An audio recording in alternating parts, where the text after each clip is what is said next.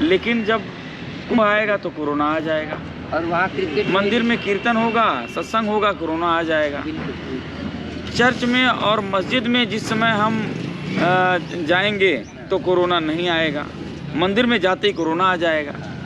चुनाव होगा, मोदी जी का भाषण होगा, कोरोना चला जाएगा। नेता का भाषण होगा, कोरोना चला जाएगा। जैसे ही कुंभ आएगा तो कोरोना प्रकट हो जाएगा। क्यों, व्हाट इज दिस, है ना? ये मतलब क्या है कि आपके चाहने से कोरोना आता है। भाई अगर हम एक बात कहते हैं, कुंभ में आपने ये कोविड-19 की जांच की, जिस समय आप रैली करते हैं उस समय आपने कितने लोगों की जांच की? ये किसी भी तरह से इक्वालिटी, क्या समानता है, लॉजिक बनता है? आप जिस समय चुनाव करते हैं उसके लिए रैलियां करते हैं तो कोई कोविड जांच नहीं होती। जब हिंदू जाता है कुंभ के लिए तो सबसे पहले जांच होती है। What is this? क्रिकेट हम ये नहीं समझ पा रहे हैं। क्रिकेट में 80,000 जब आप चाहते हैं तो कोरोना बंद हो जाता है, जब आप चाहते हैं कोरोना चालू हो जाता है। और आज तक किसी कोरोना वाले व्यक्ति का ढंग से ऑटोप्सी नहीं हुआ, किसी का पोस्टमार्टम नहीं हुआ, पता चले कि भाई कोरोना क्या है, उसका कोई हिसाब किताब नहीं है। जब चाहे जिसको देखो कोरोना हो जाता है, जब चाहो नहीं होता है। तो कैसे सब संभव है, कैसे होता है सब कुछ?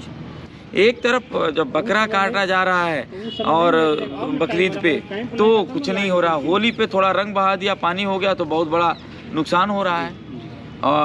मतलब Deepawali is the festival of oil and fats, पटाखे। लेकिन वही पटाखे न्यू ईयर पे 190 देश में न्यू ईयर मनाया जाए तब वही पटाखे जो है ऑक्सीजन देने लगते हैं। हिंदू दिवाली पर जैसे फोड़ता है तब वहाँ प्रदूषण करने लगता है। ये जो चमत्कार है बीच का, ये समझ नहीं आ रहा है। इसको पढ़िए और जो हर व्यक्ति के तर्क को सुनना चाहिए, समझना चाहिए, उसमें तथ्य होता है और उस पर आप अपने विवेक से निर्णय अवश्य लीजिए, क्योंकि कुछ विशेष बातें हैं इसमें और जिससे आपको इस सनातन धर्म के ऊपर हो रहे जो कॉन्स्पिरेसी, जो षड्यंत्र है, इसका पर्दाफाश होता हुआ मिलेगा।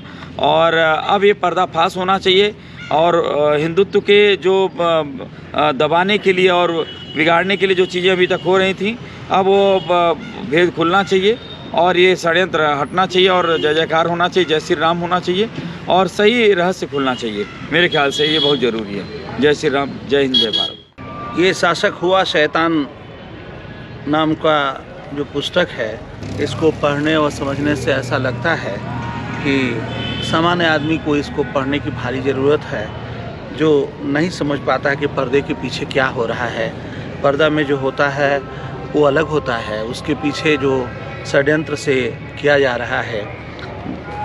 लोगों के अंदर एक इन्फियोरिटी है, कॉम्प्लेक्स है कि हम शासन किए हैं, हमें अब शासन करने को नहीं मिल रहा है और किसी की स्वतंत्रता, किसी की बड़ाई को देखकर उन्हें जलन होती है।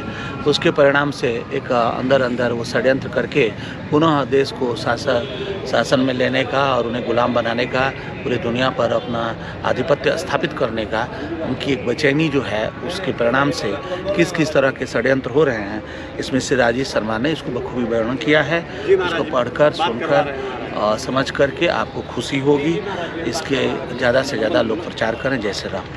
यह डिजिटल का बुक भी है, यह आपको नेट पर उपलब्ध है। आप इसको देख सकते हैं, इसको समझ सकते हैं, पढ़ सकते हैं, क्योंकि आजकल सब नेट का मामला है, इसलिए इसको आसानी से आपके यहाँ अवेलेबल कराने के लिए नेट पे भी डाला हुआ है। जो भी लिखा है उसको सभी को पढ़ना चाहिए और असलियत के बारे में जानना चाहिए।